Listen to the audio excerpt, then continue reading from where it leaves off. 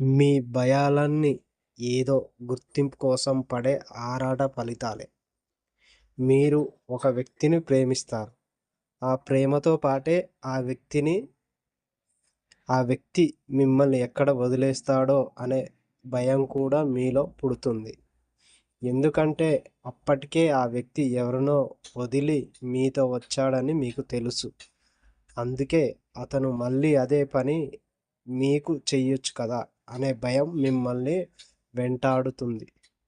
ఎందుకంటే మీరు ఆ వ్యక్తితో చాలా గాఢమైన అనుబంధంలో ఉన్నారు.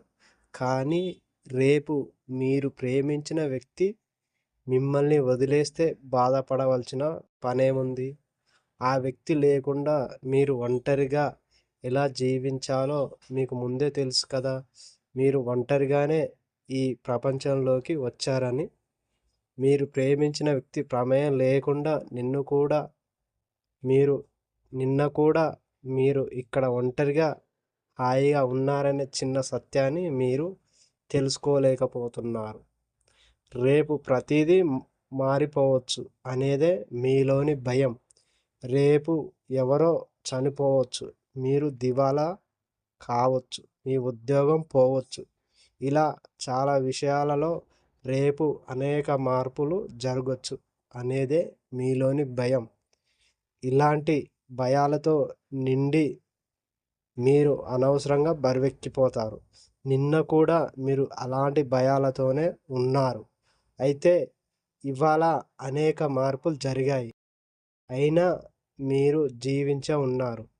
అంటే పరిస్థితికి అనుగుణంగా మారుతూ మారుతూ చెల్లించగలిగే అద్భుతమైన శక్తి మనుషులందరికీ ఉన్నట్టే కదా!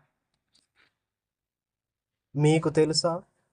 పరిస్థితులకు అనుకూలంగా మారుతూ జీవించగలిగే అద్భుతమైన శక్తి కేవలం మనుషులకు, బొద్దింకలకే ఉంది.